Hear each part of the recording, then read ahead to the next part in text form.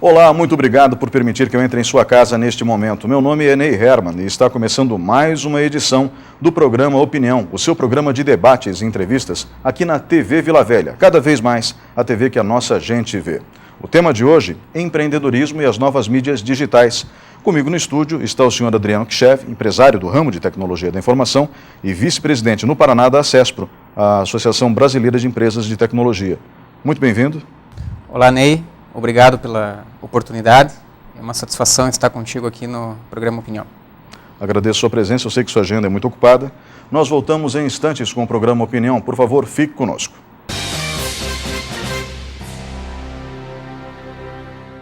Programa Opinião. Apoio Supermercados Tozeto. Bem mais que um supermercado. Plana Turismo. Roteiros que te refazem. Eletrocometa. Qualidade e experiência. Procureimóvel.com.br. O seu imóvel sem dor de cabeça. Olá, estamos de volta com o programa Opinião. O tema de hoje, empreendedorismo e mídias digitais. Comigo no estúdio, o vice-presidente no Paraná da ACESPRO, Associação Brasileira de Empresas de Tecnologia, Adriano Kchev, também empresário no setor de tecnologia da informação. Senhor Adriano, recentemente nós passamos aqui no Brasil por uma situação sui generis. Aliás, não é a primeira vez que isso acontece, mas Sim. Eu quis aproveitar essa oportunidade para levantar essa temática e discutir isso com um pouco mais de profundidade. Um juiz determinou a suspensão dos serviços do WhatsApp no Brasil, porque o WhatsApp se negou a fornecer informações que seriam vitais numa investigação sobre o tráfico de drogas. Sim. E a empresa disse que não tinha como fornecer essas informações, porque o sistema é criptografado, etc, etc, etc. Veja, esse universo de tecnologia da informação, para algumas pessoas é um universo quase místico, porque o avanço tecnológico foi brutal nos últimos 30 anos. Sim. Muitas pessoas simplesmente não conseguiram acompanhar. Aliás, o próprio sistema binário lá, 010, né, sim. já era difícil de entender como que tudo aquilo virava um programa no computador que a gente vê hoje. Aliás, ainda vira, porque tudo isso se encontra baseado no 0100. Bits e bytes. Né? E o que eu gostaria de saber do senhor é o seguinte, uma empresa como o Facebook, dona do WhatsApp, realmente não tem controle sobre o próprio conteúdo dos seus usuários? Veja só, Ney, essa é uma questão muito importante para a gente discutir, porque ela diretamente foi trabalhada por um juiz, né, baseado no Marco Civil da Internet. Né? Então a tecnologia ela é recente, né, podemos dizer assim, mas nos últimos 2 anos, o Marco Civil é de abril de 2014, ele parte de 4 princípios dentro do Marco Civil. Liberdade de expressão, né, um dos princípios. Direito à privacidade do usuário dentro da internet. Né, neutralidade de rede e a liberdade de modelos de negócios dentro da internet. Né. No momento em que um juiz determinou o bloqueio de um aplicativo, né, vamos entender que estava correndo um processo entre criminosos, né, do narcotráfico, basicamente isso aí, né, e o sistema do WhatsApp, o aplicativo WhatsApp, ele é criptografado de ponta a ponta. Isso significa o quê? Né, que os dados são embaralhados e não é possível descobrir o que está trafegando nesse canal de comunicação entre os usuários. Né. A empresa faz isso por segurança do próprio usuário e também como liberdade. Agora, dizer que a empresa não tem isso gravado sempre fica um ponto de interrogação. Né? Mesmo a gente que é da área de tecnologia, a empresa diz que não é gravado, mas efetivamente uma auditoria dentro dos servidores da empresa é que poderia comprovar isso. Né? E me parece, até onde a gente tem informação, que esse tipo de critério ele não foi aplicado até o momento. Né? Mas quando você tem dentro do direito uma situação onde uma determinada pessoa é acusada, né, eu não vejo, até onde meu conhecimento agora de direito, né, que sejam penalizadas 100 milhões de pessoas no Brasil, né, dentro de um processo envolvendo duas ou mais pessoas dentro de uma situação de narcotráfico, né? Então, meu entendimento é que, por mais que esteja baseado no Marco Civil da internet, né, a decisão judicial, né, a gente entrou num conflito, na verdade, dentro da própria lei, né, porque você acaba dando o direito de privacidade para as pessoas, mas acaba cerceando também o direito dela de utilizar, né? Então, eu vejo que a gente está num conflito de interesses dentro da própria legislação em relação a esse ponto, né? Então, por um lado, a gente entende, mas por outro fica um ponto de interrogação aí. Bom, então o WhatsApp tem 100 milhões de usuários no Brasil. O aplicativo chegou no Brasil, acho que em 2008, 2009, mais ou menos isso, né? Um pouquinho depois. Não, um pouquinho depois. Né? Foi Estamos em 2016. 2016. Né? O WhatsApp tem uns 4, 5 anos. Então, seja 2011, 2012, por aí. Sim. Um pouquinho depois do que eu falei. Ok. Nesse meio tempo, ele vem sendo tão usado que até algumas doenças características desses novos modelos de comunicação acabaram aparecendo. Tem uma, que é uma tendinite, uma inflamação dos tendões, dos dedões, dos polegares, vamos colocar assim, das mãos, ganhou o nome de WhatsAppinite, né? Por causa da velocidade, da habilidade da velocidade, em se digitar. Sim. Então, a inflamação dos tendões dos polegares acabou sendo chamada por muitos médicos de WhatsAppinite porque é oriunda do uso excessivo de WhatsApp. Esses dois fatos, o primeiro que a gente falou agora na abertura do programa, e o segundo, que caracteriza realmente o excesso de uso, além do número de 100 milhões de usuários, geram algumas dúvidas. A primeira delas, é seguro investir em novas mídias digitais? Até que ponto elas podem ou não permanecer no ar com o Marco Civil da Internet? O Marco Civil da Internet é bom, vem para proteger todos? Existem várias perguntas no ar e as pessoas não sabem como responder. Existem profissionais que dependem do WhatsApp para sobreviver. Já criou uma dependência. Falávamos antes de iniciar o programa que o SMS não foi assimilado com tanta velocidade, aliás, foi assimilado aos trancos e barrancos, né? Existiam até campanhas para você usar o SMS, como o WhatsApp. O WhatsApp teve uma aceitação fabulosa, tanto que o Facebook comprou. Né? E pagou uma pequena fortuna por isso, até onde eu saiba. Mas o que eu gostaria de entender e o público de casa também, como alguém vai investir nesse segmento ou se comunicar com o cliente através desse segmento, às vezes até abandonando outras ferramentas, tá? Se existe a possibilidade dessa ferramenta parar de funcionar e o pior, com uma certa razão jurídica envolvida. Aí é que nós precisamos esclarecer. Vamos começar pelo início, como dizem no interior, né? Pelo começo. O Marco Civil da Internet, você poderia esclarecer um pouco ao público como ele regulamenta a internet no país? Sim. Veja, no próprio Marco Civil, em um dos artigos dele, está previsto realmente o bloqueio de aplicativos ou de sites que não entreguem um determinado recurso judicial. Né? Então, a tomada de decisão do juiz foi baseada nisso. Né?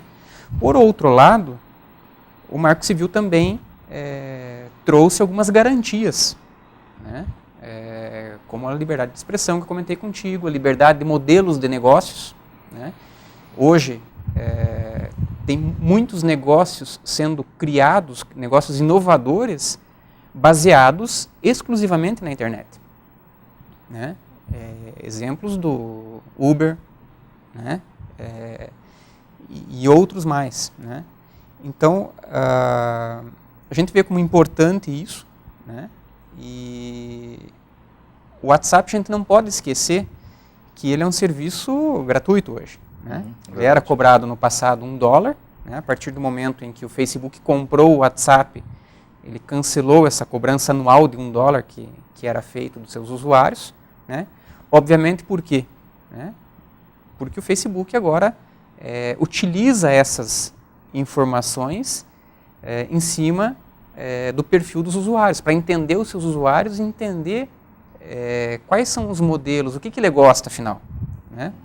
Porque o Facebook tem a mídia dele e deixa o teu feed de notícias, o que aparece no teu perfil do Facebook, a tua pessoa, né? O que te agrada. Então, os negócios, eu entendo que a gente tem uma certa segurança desde que não esteja sendo dificultado esses direitos, né? Então, esses princípios do Marco Civil. O Marco Civil da internet foi construído com a ajuda de profissionais do setor? Então, teve a participação, obviamente, de toda a comunidade da área de tecnologia e empresarial, né? Mas tudo isso evolui muito rápido, né? Então, você pega uma situação como essa do WhatsApp, né? Até onde você tem privacidade e você tem segurança. As duas palavras, privacidade e segurança, na verdade, elas se conflitam em algum momento. Não é verdade? Sim. A partir do momento que eu tenho câmeras, por exemplo, de segurança na rua, né? Câmeras de segurança, eu deixo de ter privacidade, né? Então, quando se coloca na balança privacidade e segurança, em algum momento a gente começa a ter um conflito, né? E a gente precisa entender isso de forma clara, até onde eu quero ter mais segurança ou eu quero mais ter privacidade. Nesse caso pontual, ficam algumas dúvidas. Então vamos lá para esse debate entre segurança e privacidade. Eu considero que, e aí os adolescentes que me perdoem, né, mas adolescente não tem que ter direito à privacidade. Adolescente é responsabilidade do pai e da mãe, então os pais têm que ter completo acesso Sim. a tudo que ele usa e tudo que ele faz na internet. Enfim, é a minha opinião e eu acho que é a opinião da justiça também, porque os pais ainda são responsáveis pelos seus Sim, filhos, pelo não menos tem até os maioridade, 18 não anos. tem, Né? Então, acho que sinceramente eles não têm direito à privacidade, mas acho que criminosos também não têm. Tá? Porque a partir do momento que você infringe a lei e vai parar numa penitenciária, é óbvio que você não pode ter acesso irrestrito às telecomunicações. Eles têm, Sim. Nós sabemos disso. Né? Como que isso passa ainda é um mistério, talvez nas prisões do Nordeste isso seja mais fácil de fazer, mas fato é que corruptos existem no Sul, no Sudeste, assim como existem pessoas íntegras no Norte, no Nordeste, não dá para generalizar de maneira negativa, isso seria um absurdo. Né? Gente honesta e desonesta existe em todos os cantos do mundo, mas essa tecnologia entra nos presídios. E eles acabam utilizando essa ferramenta, melhor agora então o WhatsApp, porque é literalmente dado criptografado. Né? E se for literalmente decifrado o que eles disseram, né, ainda assim vão estar eles usando uma linguagem cifrada, que precisa ser desvendada pela polícia. Perfeito. Né? Então o processo caminha numa situação onde nós temos que escolher entre vigiar os criminosos e evoluir nos negócios. O tema de hoje é empreendedorismo e mídias digitais, mas primeiro eu tenho que deixar claro para o empreendedor se é um meio seguro para se investir. Sim.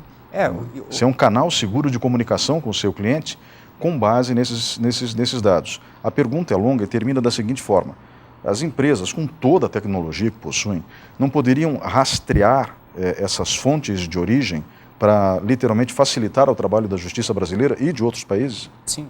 Na verdade, isso é previsto no Marco Civil, que os prestadores de serviço de internet, né, as companhias telefônicas, principalmente de banda larga, celular, elas precisam manter os seus registros de acesso de todos os seus usuários. Né? Então, por mais que não se tenha o conteúdo da mensagem, se tem o registro de data, hora, com quem foi trocada a informação, né? Então você tem como mapear isso. Né? Obviamente tem algumas dificuldades técnicas em algumas situações, mas é possível. Né? Então você tem segurança para isso. Né? Mas não dá para fazer, teoricamente, pelo que eu pude entender, aquilo que se faz quando você grampeia um telefone. Né? Você consegue gravar e daí você tem a prova ali inequívoca que houve uma negociação. Né? Praticamente, diria praticamente impossível. Né? Não é impossível porque na tecnologia não tem nada impossível, mas a possibilidade de conseguir entrar num bate-papo do WhatsApp atualmente é praticamente nulo. Ok. Com base nisso que o senhor acabou de me dizer, eu preciso da sua análise, porque a minha conclusão seria inválida. é seguro utilizar o WhatsApp como canal de comunicação com os clientes? Único canal de comunicação com os clientes? Ou é interessante que o empresário tenha outros mecanismos além do WhatsApp, por exemplo? Não, é importante que ele tenha diversos canais de comunicação, né? Hoje, quando a gente trata de negócios digitais ou não digitais, né, como uma loja física, por exemplo, um comércio varejista na cidade, o conceito por trás disso chama-se omnichannel, né, ou diversos canais de comunicação, desde um WhatsApp, um Facebook, o próprio site, né, outras redes sociais onde ele utiliza. Então, é importante que o empresário, nesse momento, enxergue vários canais para se comunicar com o seu cliente, porque a opção de escolha dele pelo produto que ele vai estar consumindo pode ser por uma decisão numa própria entrevista na TV que ele vê um produto, ou na rua quando ele passa em frente à loja dele e tem uma visão, além da internet, WhatsApp, onde ele pode estar recebendo informação de um determinado novo produto, né? Então, eu aconselho a ter assim diversos canais de comunicação, né? Porque hoje a comunicação é puramente interativa, né? Nós temos ainda veículos que não são interativos, a TV não é interativa.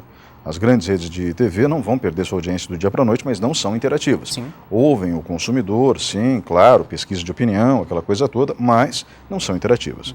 Elas não têm essa capacidade, são grandes demais para isso. Já o WhatsApp, não. As pessoas podem se comunicar a hora que bem entenderem, enfim, muitos programas usam as mensagens do WhatsApp para tentar ouvir os seus telespectadores, rádio ouvintes, muitas empresas de comunicação, eu falo. E também empresas, eu imagino, de outros ramos. Vamos falar especificamente de canais de comunicação direta, né, ou seja, que são interativos. Não temos só o WhatsApp como aplicativo de comunicação. O Telegram, o próprio Messenger do Facebook também. Sim. O Messenger nem precisa você ter conta no Facebook, até onde eu saiba, né? Então, precisa? Não, precisa. Você tem que ter conta no Facebook, né? O Messenger, mas tem o Telegram, que é uma ótima ferramenta também que se utiliza. Tem o Snapchat, né? Que é uma ferramenta de comunicação também muito utilizada pelos jovens atualmente, né? Existem alguns números que mostram que os jovens, as crianças, numa determinada faixa etária, passam a não querer estar nas mesmas redes sociais que os pais estão. Né? Então, começam a utilizar outras redes, né? Mas a quantidade de canais onde o empresário tenha o seu produto exposto é muito importante. Né? Bom, aí entra a pergunta. Interessante é que o empresário, na hora de manter esse contato interativo com os clientes, estimule os clientes a ter mais de um canal de recepção. Por exemplo, eu tenho uma empresa que vende sapatos, né? Sapatos para homens e tal, e eu consigo uma margem muito boa por não ter um espaço físico, né? A minha logística é menor, eu consigo vender aí com 30% de diferença do valor de mercado. Né? Sim. Lógico, existem os inconvenientes da compra pela internet. A compra em loco, na loja, ainda tem espaço porque é tudo muito mais fácil, Claro. É tudo visual. Mas, enfim, eu consigo um diferencial, e lógico, 30% é 30%, as pessoas vão comprar. Mas eu tenho como canal de comunicação o WhatsApp, né, e o e-mail. O e-mail é mais lento, né, do que o Sim. WhatsApp, né, e mais chato de preencher, ele não é tão ágil. Eu devo estimular como empresário que os meus clientes também tenham em seus celulares, em seus tablets, em seus computadores, o Telegram? Olha, o pessoal começa a utilizar mais, né? Eu já utilizava há algum tempo e vi aí durante essa semana, quando caiu o WhatsApp, alguma dezena de novos usuários que apareceram, amigos meus que não utilizavam e que começou a utilizar, né? O próprio mercado vai conduzindo essa utilização, né? No caso, por exemplo, que se deu de uma loja de sapatos, né? É utilizado muito o Instagram, né? Por ser uma rede social com visual legal, É verdade. né? Com imagens, né? Principalmente boutiques, lojas utilizam muito, tem muitos seguidores no Instagram, né? Para ver as novidades que a loja está trazendo, né? Então, cada negócio tem um perfil aonde é mais utilizado ou não, né? Então, é importante entender onde está inserido o nicho de mercado desse negócio, dessa empresa, e aí ele forma a comunidade dele, né? Entendi. Eu digo muito assim, a tecnologia ela passa num primeiro passo de você utilizar, consumir a tecnologia, certo? Um segundo momento em você desenvolver processos dentro da tecnologia para o teu negócio e culmina num terceiro, que é um ecossistema em cima do teu negócio, né? Ou seja, a comunidade, todo mundo que está inserido e que fala da tua marca, fala dos teus produtos e indica para as pessoas estarem consumindo, né? Acho que esse é o grande segredo do empresário, né? Deixar o negócio dele na boca do povo, né? Como se diz. Então, utilizar os diversos canais. Né? Eu acho bem interessante isso que o senhor acaba de colocar. O senhor falou do Instagram, que é uma rede social, né? Eu estava querendo ir por partes, porque esses canais de comunicação diretos, eu ainda não esgotei. Tem 2 deles que me chamam a atenção. Ou seja, as redes sociais são interativas, tudo, mas WhatsApp, Telegram são canais de comunicação diretos. Diretos. Né? O antigo Messenger, né, do Windows, né? Sim, que era da Microsoft. Lá. Pois é, então da Microsoft, né, para ser mais exato. O antigo Messenger ainda é utilizado e o velho ICQ, que foi ressuscitado recentemente, tem espaço para essas 2 ferramentas ainda, não? Olha, o ICQ eu comecei utilizando o ICQ, né? Lembro que a primeira vez que eu utilizei foi algo assim, nossa, bem diferente, né? Mas isso há quantos anos atrás? Eu assim, não consigo enxergar que entre no dia a dia da gurizada, né? Porque tem outras plataformas hoje, outras redes que já estão consolidadas, né?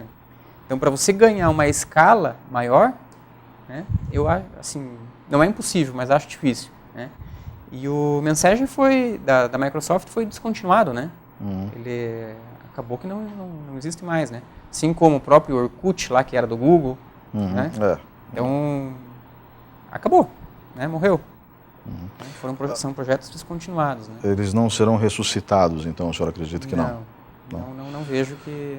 Até porque a Microsoft comprou o Skype. Exatamente o que eu ia perguntar agora. Então, que é também um canal de comunicação direto. É um canal de comunicação direto, né? Muito melhor que o Messenger. Sim, e o próprio Skype hoje, né, tem alguns recursos muito interessantes nele, né? Como você poder conversar em português com uma pessoa na Alemanha falando em alemão, né?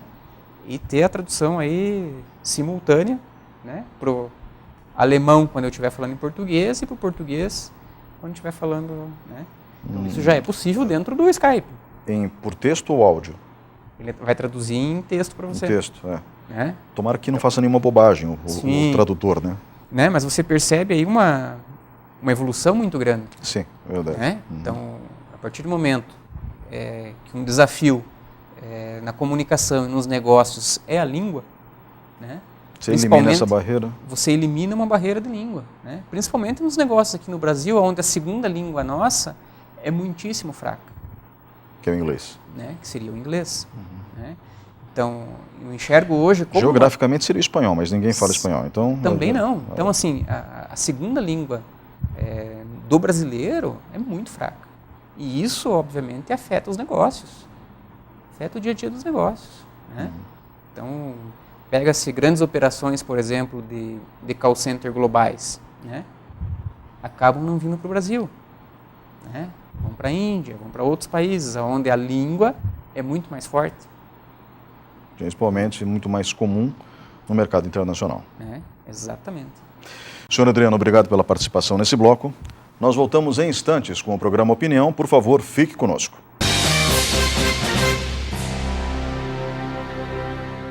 Programa Opinião. Apoio Supermercados Tozeto. Bem mais que um supermercado. Plana Turismo. Roteiros que te refazem. Eletrocometa. Qualidade e experiência. Procureimóvel.com.br. O seu imóvel sem dor de cabeça.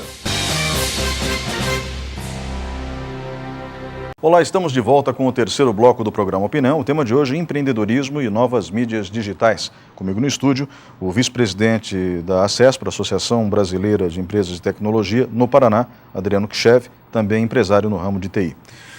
Bem, nós falamos no bloco anterior de segurança dentro dessas novas mídias, de serem ou não confiáveis para que se tenha um canal direto com o consumidor, porque esse canal direto é insubstituível, não se volta atrás nisso, do meu ponto de vista, né? O cliente não vai abrir mão disso. E temos então as redes sociais. Vale a pena anunciar em redes sociais? Vale a pena anunciar o seu produto? O senhor mencionou, por exemplo, quando eu citei a possibilidade de uma loja de sapatos vendendo através de canais diretos, como WhatsApp, por exemplo, ou Telegram. O senhor mencionou o Instagram, né, que é uma rede social visual.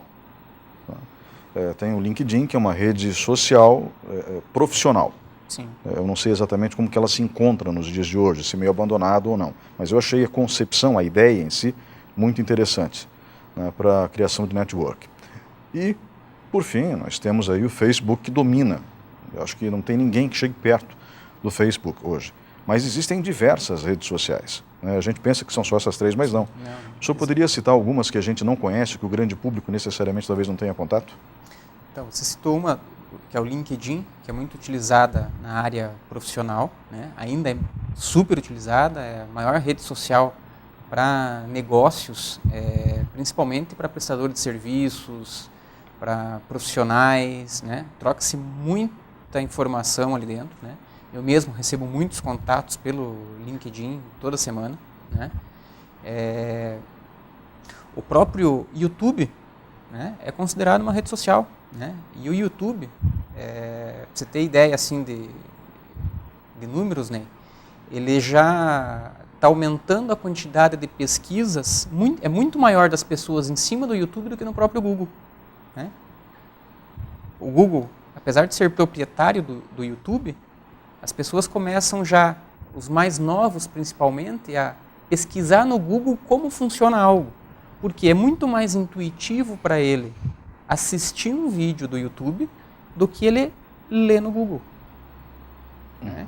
Então, por exemplo, a pessoa está buscando uma receita de bolo. Né? Em vez de ela entrar no Google para ler a receita de bolo, o que é que ela faz? Ela vai no YouTube. E pesquisa no YouTube e assiste a pessoa fazendo efetivamente a receita. Eu vejo as mulheres fazendo isso com maquiagem, né? Maquiagem, né? Então, tem algumas redes que se destacam, né, pela grande massa onde tem, né?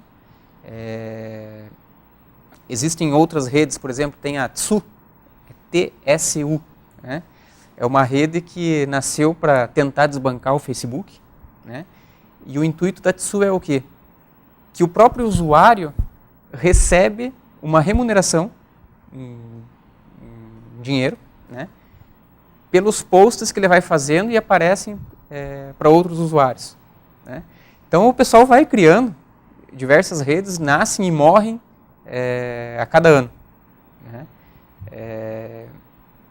Tem situações, às vezes, na parte de indústria também, existem fóruns de discussão, né, que tornam-se redes sociais para aquele determinado público em que ele está discutindo um tema, algo mais técnico e tal, né, que obviamente não vai estar numa rede social onde a pessoa trata de assuntos corriqueiros do dia a dia, né, onde é algo extremamente técnico daí, né, mas existem muitas redes assim nessa linha.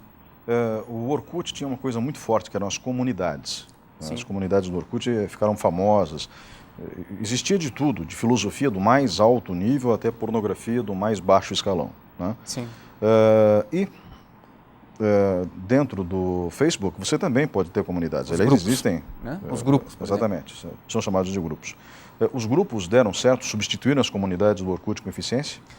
A princípio, sim, né? Tem muitos grupos, né? Até porque o Facebook permite você ter grupos abertos, grupos abertos onde qualquer pessoa pode entrar naquele grupo e estar discutindo lá dentro. Você tem os grupos fechados, né, mas que aparecem na listagem, se você pesquisar para ele, através de um convite você é aceito para aquele grupo, né? E também existem os grupos secretos, né, que eu posso montar um grupo com algumas pessoas e não aparece em listagem nenhuma, né? Então, muitos pequenos negócios hoje, né, estão utilizando o próprio Facebook como a sua intranet, né, a sua rede dentro da empresa, né? Em algumas situações criando esses grupos secretos, trocando arquivos, trocando conversa, bate-papo, né, dentro do próprio Facebook. Né? Isso é seguro?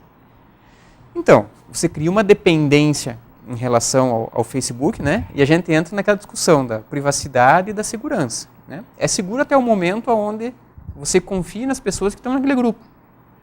Né? Porque a legislação vai te proteger em relação aos teus dados que não podem ser fornecidos para outras pessoas, a não ser por uma questão judicial. Aí deixa de ser seguro. Bom, voltando ao exemplo da fábrica de sapatos, né? Eu tenho, então, uma loja de sapatos, eu sou proprietário, sou administrador desse grupo secreto, que seria o meu sistema de intranet, e tenho dentro do grupo apenas os funcionários. Aí, de repente, algum funcionário teria condições de entrar na minha função de administrador e vazar essas informações ou não? Não, na sua função de administrador não, a não ser que descubra a senha, né? Então, tem algumas preocupações que todas as pessoas devem ter em relação à sua senha, né? Não deixar uma senha fácil, né? Intercalar letras minúsculas, maiúsculas, números e símbolos, né? Criando uma dificuldade para se acessar. Né? Então, normalmente, alguns cuidados são em relação a isso. Né? Mas a questão de segurança, normalmente, ela é quebrada, na maioria das vezes, não em relação a hackers de forma técnica que quebram um determinado sistema, mas é o que a gente chama de engenharia social, né? Onde uma determinada pessoa pede a senha de outra ou, por algum motivo qualquer, vaza essa informação. Né? E não por uma descoberta técnica. Né? A maioria das quebras de segurança normalmente são feitas por engenharia social, de uma ligação telefônica de uma pessoa para um funcionário dentro da empresa se identificando como alguém e ele acaba passando a senha na inocência. Né? Existem situações dessa natureza aí que eu já presenciei. Mas talvez o sistema de intranet mais seguro seja aquele não plugado, né? Então, onde você literalmente tem, dentro da sede da empresa, pelo menos, comunicação fechada. Só que isso vai ser cada vez mais raro.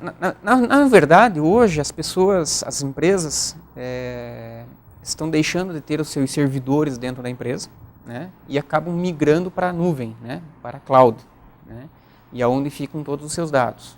Né.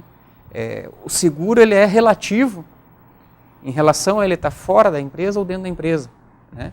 Até porque dentro da empresa eu posso ter um roubo dos meus equipamentos, isso é verdade. Eu posso ter um incêndio, eu posso ter qualquer situação de risco que venha a ocorrer dentro da empresa. Daí os arquivos se perdem. Então, assim, a segurança ela passa a ser relativa no sentido em que você dependa de um arquivo num único servidor, por exemplo. Né? Aí entrariam as cópias de segurança, os backups, né, que o empresário deve fazer.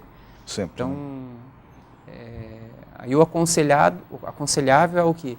É que ele tenha uma pessoa técnica junto a ele para dar essas diretrizes, né? Porque pode ser algo simples, mas que... O que o senhor acabou de falar é interessante, é óbvio, né? A empresa pode correr um risco de um incêndio, né? Sim. Mas é óbvio que se os computadores da empresa não estão dentro do sistema de intranet, né, ligados à internet, ninguém vai conseguir acessar o sistema de fora. Né? É assim que funcionam as urnas eletrônicas. Até onde eu saiba, elas não estão conectadas à internet, a não ser no tráfego de dados. No tráfego de dados, daí se usa o que eles chamam de linha segura. Eu espero que seja segura, para que não se altere o resultado da eleição. Né? Mas isso é o que dá uma certa confiabilidade ao sistema, porque senão não seria impossível confiar no sistema de internet. Por que eu digo isso? Ao mesmo tempo que o senhor tem razão em relação a proteger os dados na nuvem, evitando de um risco de um incêndio e automaticamente de se perder tudo aquilo, que é um patrimônio intelectual da empresa,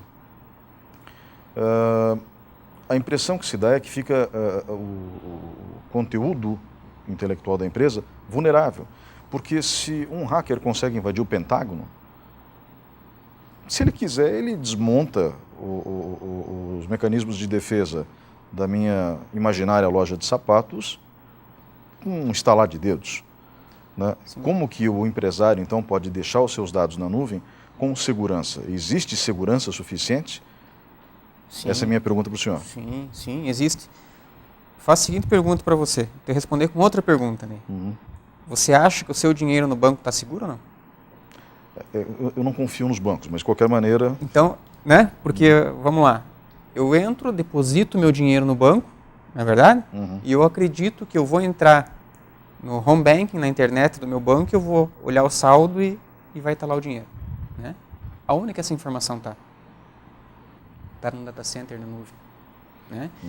Então, tem situações em que a gente confia, não é verdade? Você confia no banco, confia na operação bancária, né? E tudo mais. E aí você acaba não confiando num arquivo teu que possa estar na nuvem. Né? Então, existe um ponto ainda que está uma maturidade, na verdade, de todo o negócio da população em entender esse modelo. Né?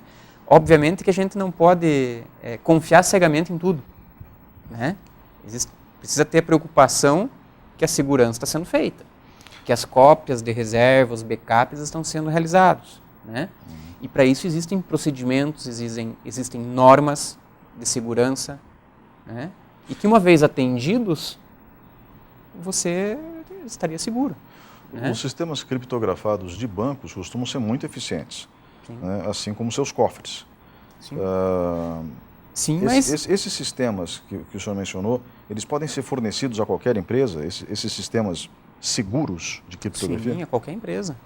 Hoje você consegue abrir um negócio 100% na nuvem, né, sem ter um único servidor dentro da empresa, né, e seguro. Né? Obviamente que, voltando ao banco, mas alguns telespectadores podem estar falando, mas já invadiram a minha conta no banco, não é seguro. Né? Então, de novo, volta à engenharia social, é aquele e-mail que ele recebe, que é de um desconhecido, que tem um arquivo anexo, fazendo uma determinada chamada, e a pessoa, por inocência, abre, né? E que é um vírus.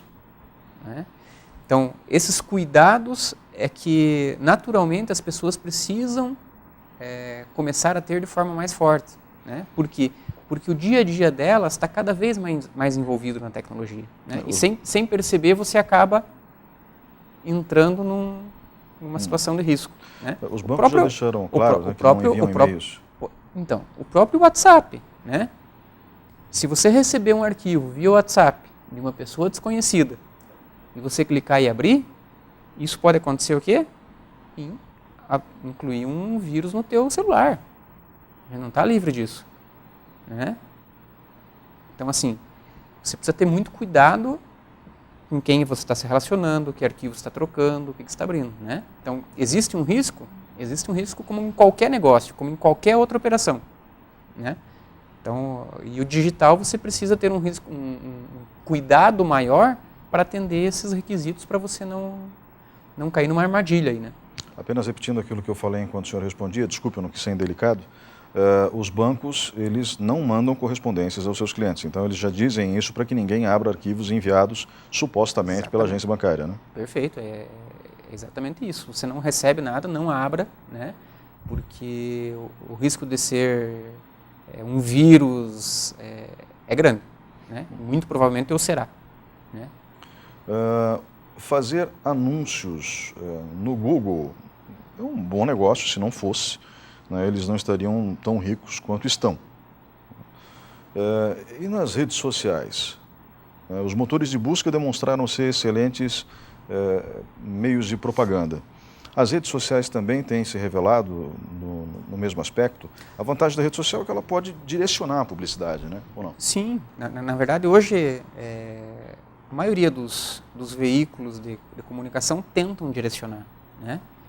A ideia é direcionar. Mesmo sites na internet já direcionam isso. Né? Eu participo de projeto aqui em Ponta Grossa, onde a gente direciona determinadas publicidades conforme o público. Né? Tem algumas operações, por exemplo, de retargeting, né? Que é possível fazer. A partir do momento que um usuário faz uma busca, a gente ficar seguindo ele com aquela publicidade. Né? Então, assim, existe uma série de situações que podem ser desenvolvidas em termos de publicidade digital. Né? Então... Mas isso não fere a questão da privacidade?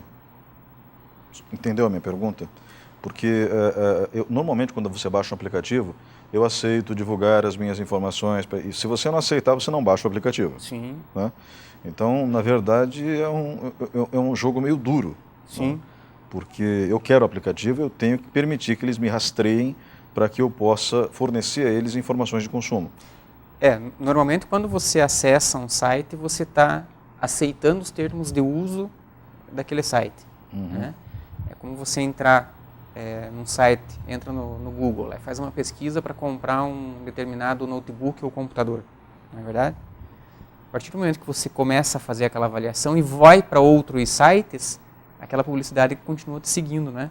Olha, tem uma promoção aqui agora do notebook e tal, né? Então, assim, você deu um aceite implícito naquela operação. Né? Entendi. Então, ele não fere a privacidade em relação que ele só sabe que você quer tem aquele desejo. Ou seja, não dá para divulgar esses dados. Eu vou repetir também uma pergunta. Financeiramente, é interessante você anunciar nesses meios digitais? Sim. Qual é o índice de retorno, em média, que esses mecanismos, que essas mídias apresentam? Olha, é muito variável isso, né? É muito variável no sentido do que depende muito da campanha, né? Depende muito do público-alvo que você quer atingir, né? Então, existem situações onde você cria uma campanha, por exemplo, de branding, de marca, né? E onde a simples exposição da tua marca numa rede social ou num portal é imensurável, né? O ganho que você tem ali de marca. A partir do momento que você faz uma campanha para vender um sapato tal, da cor tal, na loja tal, para um público masculino de 35 a 45 anos, né? O teu público já reduz e a tua campanha dentro das redes sociais, em toda a internet, tem que ser direcionada para esse público. Né? Então aí começam alguns desafios da área de tecnologia e de marketing para alcançar esse potencial consumidor lá na ponta.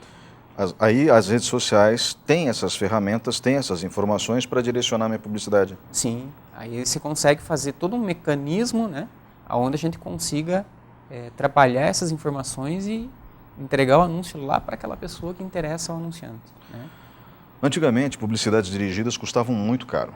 Por exemplo, nos Estados Unidos era mais caro você anunciar numa revista do que na TV, porque a publicidade, exatamente, a publicidade dirigida, ela tinha um retorno muito mais eficiente.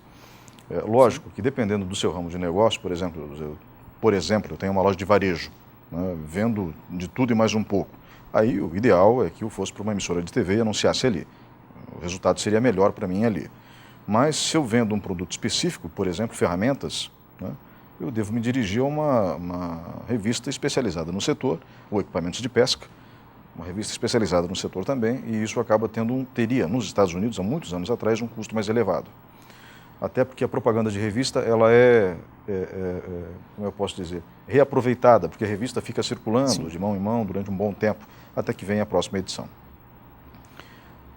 Essa propaganda dirigida dentro do Facebook, de outras redes sociais, é mais cara do que a publicidade genérica em portais, como por exemplo o UOL? Na verdade, a partir do momento que ela é mais restrita, né, você paga por visualização, né, que é o custo por mil, que a gente chama, o CPM, lá no site, né, no portal, e o custo por clique. Né? Então, obviamente, que quanto mais restrito o custo final, né, é questão de reais o custo por mil. Né? Mas ele tem diferença de preço, sim. É mais barato, então? Mas é mais barato que se fazer na mídia aberta. Ou seja, em portais, em grandes portais ou coisa parecida. Depende, então, daquilo que eu pretendo fazer. Você tem várias situações que você pode estar trabalhando. Né? Eu tive uma experiência no jornal aqui da cidade, a gente fez uma campanha para um determinado veículo, né? Um veículo para vender, né? Não me recordo exatamente qual que era o veículo, e foi anunciado só no portal. Né? Aquele veículo lá num preço promocional e tal. Choveu de gente para comprar o veículo. Né? Então aí você vê o poder que tem focar, né? E a estratégia está bem definida. Né? E aí até o pessoal da concessionária falou, funcionou. né? E aí, obviamente, é cliente até hoje e tal. Então, assim, a estratégia é a alma do negócio aí, né? Então, saber aonde colocar e saber como fazer, né? Como diria um amigo meu, você não vende pamonha para quem não gosta de milho, né? Sim. É uma frase muito simples, mas de uma sabedoria profunda. Óbvio que você vai procurar sempre o teu público e é o teu público que vai te dar retorno, não o público geral, a menos que o seu produto seja geral. Sim. Né? Pelo menos é essa a linguagem, o que eu posso entender das nossas colocações até agora e das suas colocações principalmente. Dentro das redes sociais, tem uma coisa que me chama a atenção. A gente falou dos canais diretos de comunicação, as redes sociais também são interativas com o anunciante, não são? Sim, com certeza. Ela tem todo um potencial e ferramentas para estar trabalhando com o anunciante, né? Até para ele entender todo esse cenário, né? Então, você consegue saber o perfil, né? E conseguir avançar para atingir esse teu público-alvo, né? Ou seja, as empresas que anunciam no Facebook, elas estão preparadas para receber essa demanda. Sim. Né? E que anunciam na internet como um todo, enfim, elas também estão preparadas para atender. Deveriam estar, pelo menos. Deveriam estar, né? Porque se você faz uma campanha, né? E a tua empresa não está preparada para atender, né? Você cai no descrédito, né? Então, aconteceu em algumas situações, não sei se você se recorda, lembra do Groupon, que eram compras coletivas? Né? Propaganda muito bem elaborada, aliás. Muito bem elaborada e tal, mas teve situações de empresas que não conseguiram atender. E o cara acabou quebrando, né? Eu me recordo, assim, de um Lavacar, fez uma promoção muito grande, muito forte, baixou muito o preço e não conseguiu atender, né? Então, assim, precisa ter uma preocupação muito grande, porque aí dá a impressão, às vezes, que a pessoa esquece que a internet é mais um meio de comunicação, forte, obviamente, se não o principal, mas que por trás é um negócio, né? Então, às vezes a gente vê a pessoa abrindo um site de e-commerce, né? E esquece de toda a estrutura que tem numa empresa, de um financeiro, de um comercial, de um marketing, tal. Não, então, assim, ele é um negócio, ele é né? Como todo negócio, quando a gente fala de promoção, o departamento de marketing, o departamento financeiro tem que conversar. Né? Sim, né? Então, assim, senão você tem N pedidos lá e não tem produto para entregar. Ou quebra. Ou como quebra. Aconteceu com o Lavacar. Né? Então, essa preocupação, assim, e principalmente nos jovens, né? A gente acaba convivendo, incentivando, mas essa vivência e essa preocupação, a gente tem a impressão que às vezes não está sendo dada a devida atenção. Senhor Adriano, obrigado novamente pela participação nesse bloco. Nós voltamos em instantes com o programa Opinião. Por favor, fique conosco.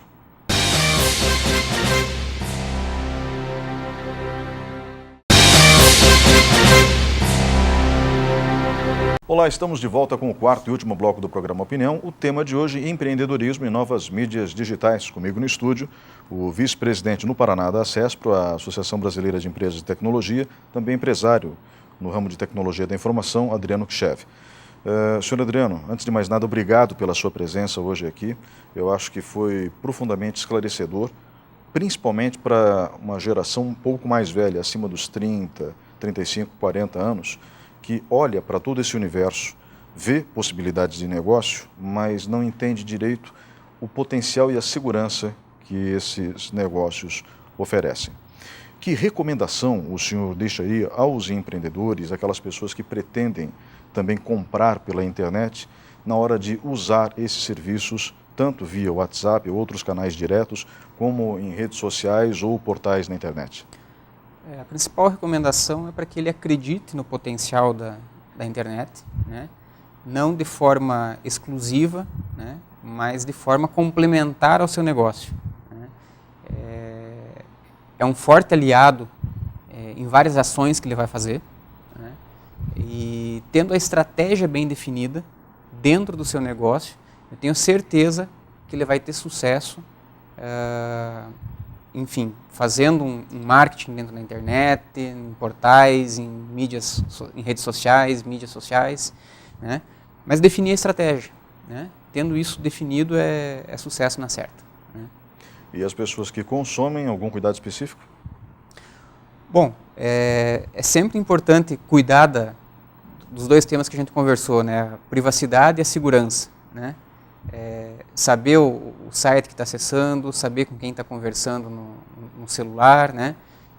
Não precisa ter medo, mas ser precavido, né? Não entrar em qualquer chat aí com pessoa desconhecida ou abrir um arquivo, né? Para não incorrer em risco, né? Acho que o principal recado é esse para o pessoal. Novamente, obrigado pela sua presença hoje aqui e muito obrigado a você que estava em casa nos assistindo. Qualquer dúvida, crítica, comentário, por favor, mantenha contato comigo pelo WhatsApp, no número 91 12 10 10, ou mande um e-mail, tradicional e-mail, em neyherman@hotmail.com. Um grande abraço e até o próximo fim de semana.